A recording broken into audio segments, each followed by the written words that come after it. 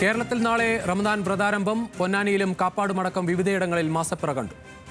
വിവിധ പ്രദേശങ്ങളിൽ മാസപ്പിറവി കണ്ടതിൻ്റെ അടിസ്ഥാനത്തിൽ റമദാൻ 1 നാളെ ഞായറാഴ്ചയായിട്ട് ഉറപ്പിച്ചതായി നിങ്ങളെ വിവരം അറിയിക്കുകയാണ്. റമദാൻ 1 നാളെയാണ്. ഇന്ന് വിവിധ മഹലുകളിൽ വിവിധ പ്രദേശങ്ങളിൽ മാസപ്പിറവി കണ്ടു. ഇപ്പോഴും കണ്ടുകൊണ്ടിരിക്കുന്നുണ്ട് ആളുകൾ.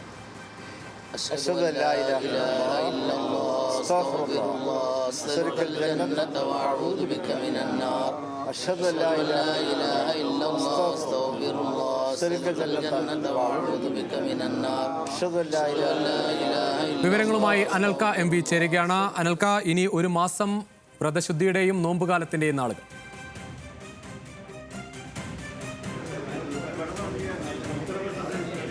അതേ രുചീഷ്, ഇസ്ലാമത വിശ്വാസികളെ സംബന്ധിച്ച് അവരുടെ ജീവിതത്തിലെ ഏറ്റവും പ്രധാനപ്പെട്ട ഒരു കാര്യമാണ് നോമ്പ് അനുഷ്ഠാനം എന്ന് പറയുന്നത്. അതായത് ഇപ്പോൾ അതിൻ്റെ പ്രഖ്യാപനം വന്നിരിക്കും. നാളെ കേരളത്തിൽ റമദാൻ 1 ആരംഭിക്കുകയാണ്. നമ്മൾ മലപ്പുറം പാണക്കാടാണ് നമ്മളുള്ളത്. ഇതുമായി ബന്ധപ്പെട്ട് റമദാൻ 1 ആരംഭവുമായി ബന്ധപ്പെട്ട് പാണക്കാട് സാദിഖ് അലി ശബ്ദങ്ങൾ ഇതുമായി ബന്ധപ്പെട്ട് ഒരു പ്രഖ്യാപനം നടത്തി. ഈ ഘട്ടത്തിൽ സാദിഖ് അലി തങ്ങൾ ന്യൂസ് മലയാളത്തോട് ചേരുകയാണ്. പരിശുദ്ധ റമദാൻ 1 നാളെയായിട്ട് പ്രഖ്യാപിച്ചു. പലയിടത്തും ഇന്ന് മാസം കണ്ടിട്ടുണ്ട്. അത്ര പെട്ടെന്ന് സാധാരണഗതിയിൽ കാണാറില്ല. ഇത്തവണ സൂര്യാസ്തമയത്തോടൊപ്പം തന്നെ മാസം പിറവി പലയിടത്തും ദൃശ്യമായിട്ട്. അപ്പോൾ അതുകൊണ്ട് നമുക്ക് പെട്ടെന്ന് ഇത് കാര്യങ്ങൾ തീരുമാനിക്കാൻ കഴിഞ്ഞു.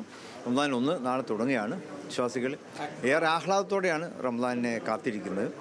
ജീവിതത്തിൻ്റെ നെട്ടോട്ടത്തിനിടയിൽ റമദാൻ നമുക്ക് ചെറിയൊരു ഇടവേള തരികയാണ്. എന്നാൽ റമദാനിൽ വിശ്വാസത്തിൻ്റെ നേരിയ കണിയെങ്കിലും മനസ്സിൽ അവശേഷിച്ചിട്ടുള്ളൊരു വിശ്വാസി അള്ളാഹു റമദാനിൽ നൽകിയിട്ടുള്ള പുണ്യത്തെക്കുറിച്ച് മനസ്സിലാക്കുകയും അത് നമ്മുടെ വാക്കുകൾ, നമ്മുടെ പ്രവൃത്തികൾ, നമ്മുടെ ശീലങ്ങൾ, അതുപോലെ തന്നെ നമ്മുടെ സഹവാസം, നമ്മുടെ ഇടപഴകലുകൾ, ഇതിലൊക്കെ തന്നെ ഒരു സൂക്ഷ്മത പുലർത്തുവാൻ വിശ്വാസിയൊക്കെ എപ്പോഴും തയ്യാറാകും. അതാണ് റമദാനിൻ്റെ പ്രത്യേകത. റമദാൻ പരിശുദ്ധ ഖുർആൻ ഇറക്കപ്പെട്ടൊരു മാസം കൂടിയാണ്. പരിശുദ്ധ ഖുർആൻ ലോകത്തേക്ക് വന്ന ഒരു മാസം. അതായത് ലൈലത്തുൽ ഖദ്ർ ഖൈറും മിൻ അൽഫി ഷഹർ എന്ന് പരിശുദ്ധ ഖുർആൻ വിശേഷിപ്പിക്കുന്നു ആ രാവിനെ. പിന്നെ ഇന്ന അൻസൽനാഹു ഫി ലൈലത്തുൽ ഖദ്ർ, അതായത് ഖുർആൻ ഇന്ന അൻസൽനാഹു ഫി ലൈലത്തുൽ ഖദ്ർ, ലൈലത്തുൽ ഖദ്ർ ഖൈറും മിൻ അൽഫി ഷഹർ ഖുർആൻ പറയുന്നതാണ്. അതായത് ഖുർആൻ ലൈലത്തുൽ ഖദ്റിൻ്റെ ആ രാത്രിയിൽ അവതരിക്കപ്പെട്ടിരിക്കുകയാണ്.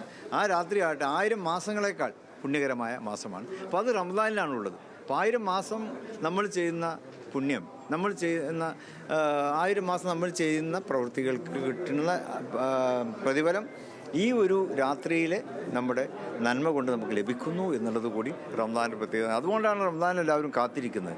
കഴിഞ്ഞു പോയ കാലങ്ങളിൽ ചെയ്തു പോയിട്ടുണ്ടാകാവുന്ന തെറ്റുകളുണ്ടാവും. മനുഷ്യ സഹജമാണല്ലോ. അപ്പോൾ ആ തെറ്റുകൾക്കൊക്കെയുള്ള പുറത്തു തരുന്നൊരു മാസം കൂടിയാണ്. പൊറുക്കലിൻ്റെ മാസമാണ്. പിന്നെ അതുപോലെ തന്നെ റഹ്മത്തിൻ്റെ, കാരുണ്യത്തിൻ്റെ മാസമാണ്. എന്നതുപോലെ തന്നെ നരക വിമോചനത്തിൻ്റെ മാസം കൂടിയാണ് റമദാൻ. ഇതെല്ലാം നമുക്ക് നൽകുന്നൊരു മാസമാണ് റമദാൻ എന്നുള്ളത് തന്നെയാണ് റമദാൻ്റെ പ്രത്യേകത.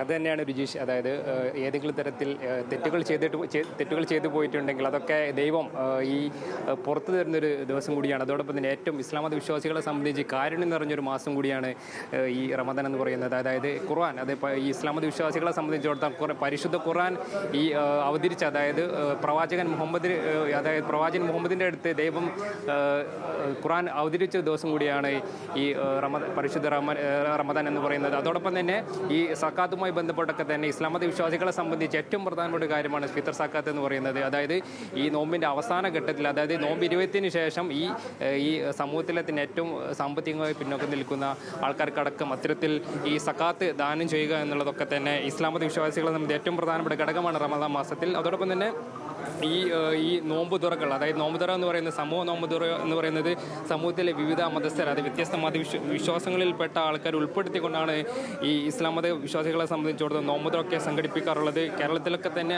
അതുമായി ബന്ധപ്പെട്ട് വലിയ രീതിയിലുള്ള ഈ നോമ്പ് തുറ നമ്മൾ കണ്ടിട്ടുണ്ട്. അതോടൊപ്പം തന്നെ ഇസ്ലാമിൻ്റെ പഞ്ചസ്തംഭങ്ങളിൽ 4ാമത്തേതായ വ്രതാനുഷ്ഠാനം ഈ മാസത്തിലാണ്.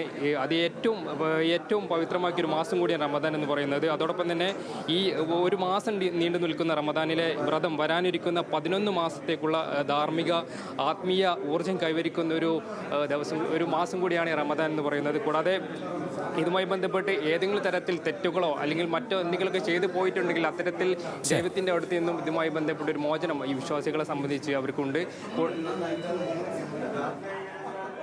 ശരി അനൽക്ക, ഇനി എന്തായാലും ഒരു മാസക്കാലം വ്രതശുദ്ധിയുടെ നാളുകളാണ് ഇസ്ലാം മത വിശ്വാസികൾക്ക്. കേരളത്തിലും മാസപ്പിറവ് കണ്ടു. നാളെ മുതൽ വ്രതാരംഭം തുടങ്ങും.